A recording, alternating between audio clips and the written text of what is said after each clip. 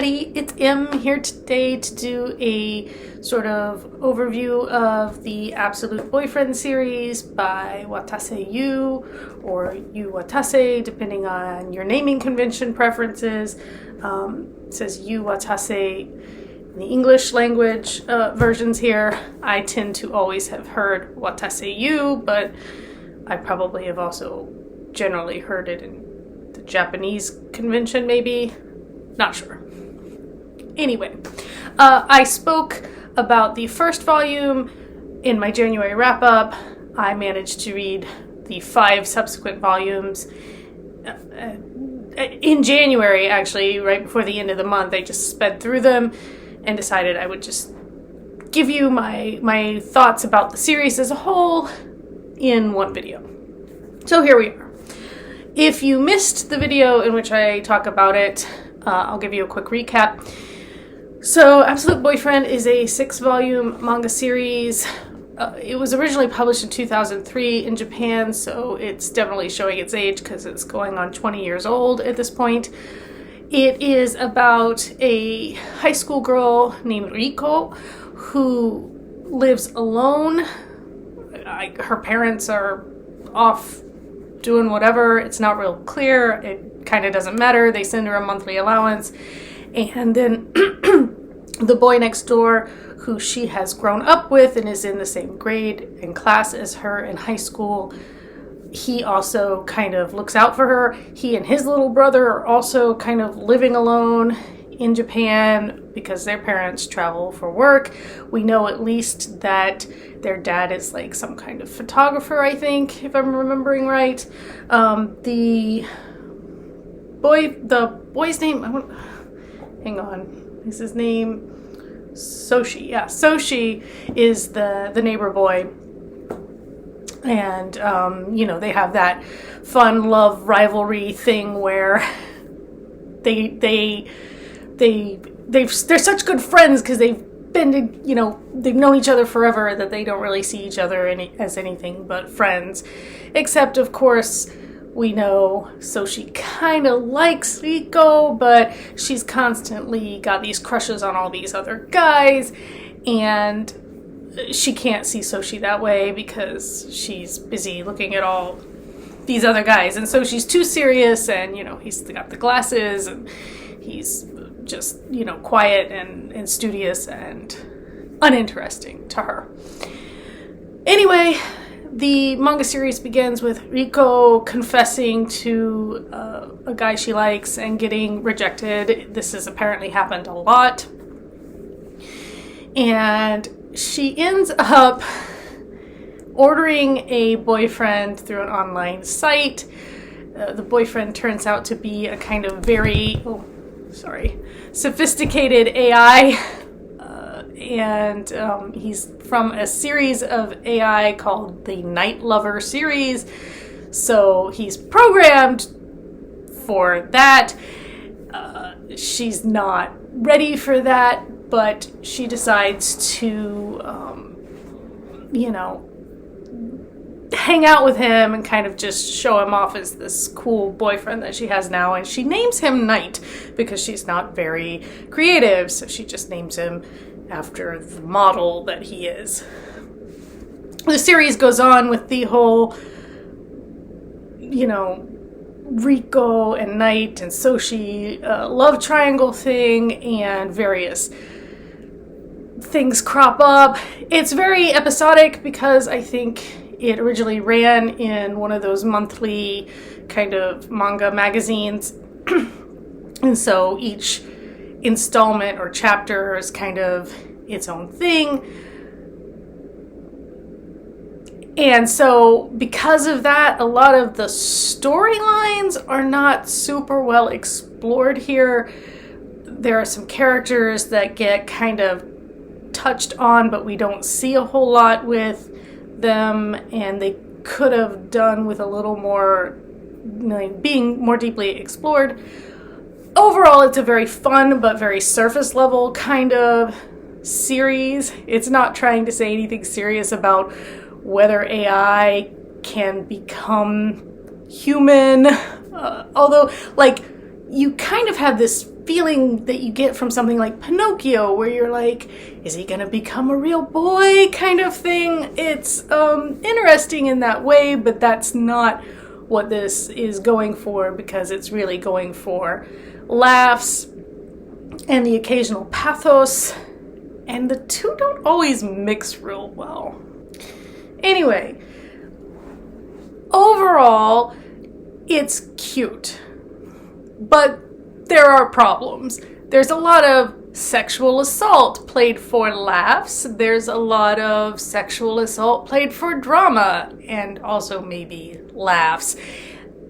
That's questionable, obviously. It's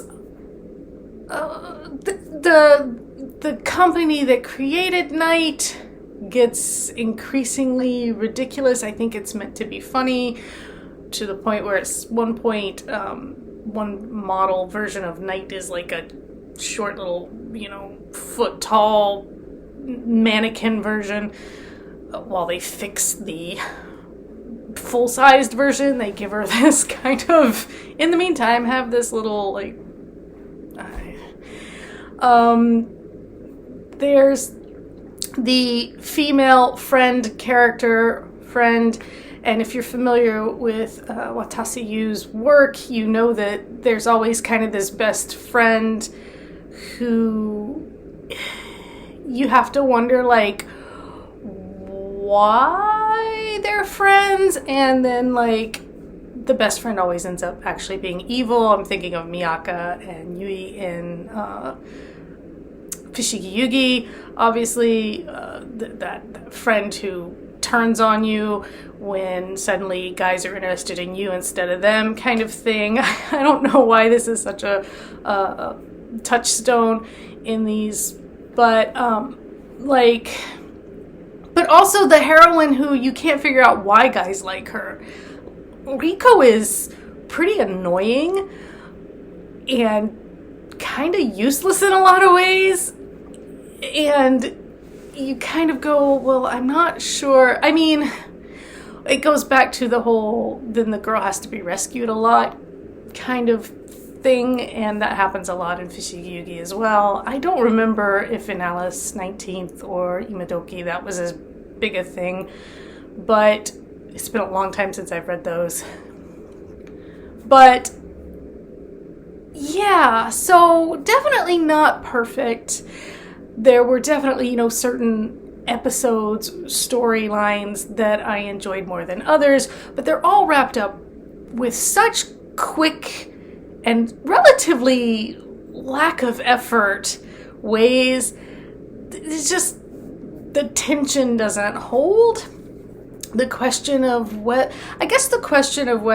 Riko is going to choose to stay with the AI or go with the real guy is kind of a constant point of interest. I think that was kind of the one thing that kept me interested. But to be honest, we don't see Soshi a whole lot, except in relation to him fighting Night for Riko's attention, affection. Like, they both basically are trying to take care of her, right? And you see this again with, like, Tamahome and Hotohori and Fushigi Yugi. Oh, but I'm better equipped to take care of her. Oh, but I'm the one she really wants. I can give her a level of affection that you can't give her, or something along those lines. I'm not going to spoil it in case you're going to read it. I won't tell you who she chooses or how it falls out. It ends in, for me, a not entirely satisfying way, although, to be honest, I'm not sure how else it could have ended. I feel like choices were made for Riko instead of her. Well, she does make a choice, and then other choices are made for her that thwart her own preferences, let's say. Or, I don't know if that makes sense. I can't say more without spoiling the series, but let's just say that when Riko chooses to take action, it often goes wrong and she has to be rescued. and otherwise she's very passive. So as a female heroine, she doesn't have necessarily a lot to offer aside from being wacky.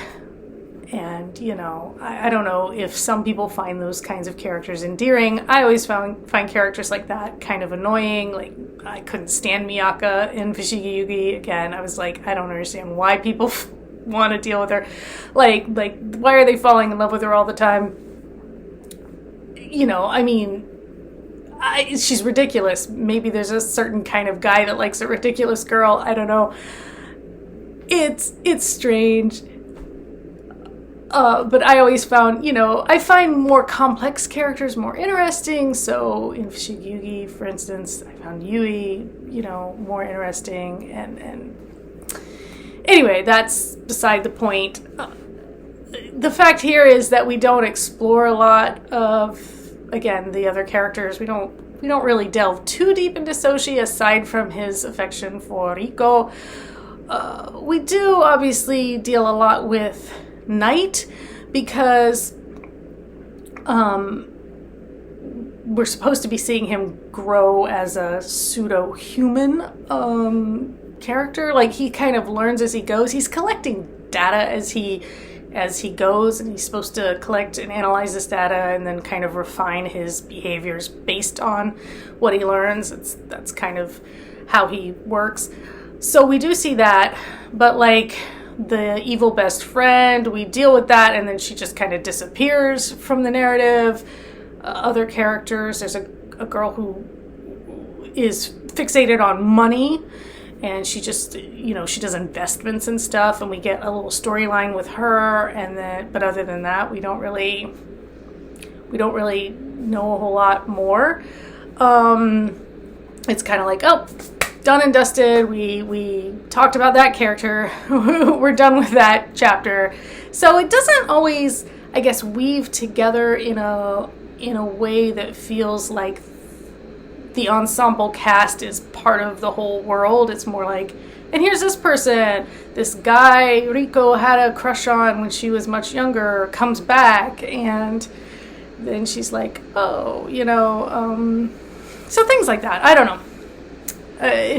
It's hard to talk about without ruining a lot of the storylines, and because the storylines are so patchy, it's hard to talk about because there's not, like I say, an overarching narrative where I can say this is the overall story. The overall story is she's got this fake boyfriend, she's trying to hide the fact that he's fake, she's got a real guy that likes her, but she can't decide if she likes him or if she'd rather just stay with the fake guy. And then some other things happen periodically. That's well, she has the female rival for a hot minute, and then that gets managed as well. So overall, the series, I gave the overall series, I would give the overall series a 3.0, I think. I liked it a little better than average, acknowledging all the kind of flaws in it. And again, some of that's the age maybe of the story, and some of it's just that our sensibilities here are different than sensibilities in Japan, I think, to some extent. So yeah, I liked it. I'm not going to unhaul it. Like, I'll keep it because this is something I can imagine rereading at some point, just if I'm bored, or if I'm like, I mean, because it's quick and it's not long, and it's kind of lighthearted and cute. Like, it doesn't take a lot of brain power to sit and enjoy it. But yeah, that is overall my feelings. Like, I want to say the first few volumes were like a 4, 3.5 to 4, and then it kind of tapered off and leveled out at a 3 for the remainder of the series. And I think overall it's a 3. It's a solid 3. But that's it. That is Absolute Boyfriend. If you have questions, comments, leave them below. I would say, yeah, I mean, I'll keep this. Like, I unhauled the Moriarty volumes that I had read and didn't enjoy. I read the first couple of Kami-sama Kiss and never could get into it. It's a cute idea, I don't know, I wasn't compelled to keep reading it. So I guess it says something that I at least feel like this is something I would keep on my shelf. Yeah. There you go. Next up, I am reading a David Sedaris book. I'm reading The Beautiful finally. I've got a stack of library books over here that I'm excited about, including The Keeper of Night, I think. I found that one at the library, so that's probably my next read after the couple that I'm doing now.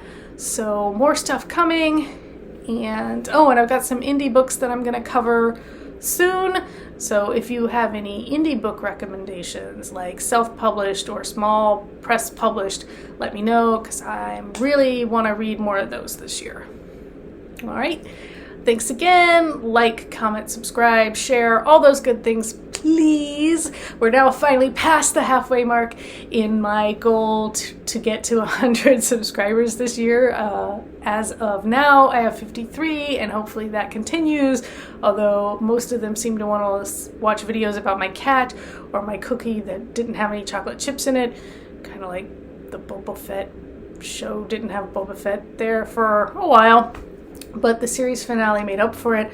I wasn't loving the Boba Fett show, but I liked the way it ended there. That was high entertainment, and I am a big fan of Cobb France, so, spoiler.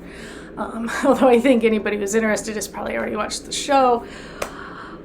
Anyway, that was a tangent, and I will see you hopefully sometime next week.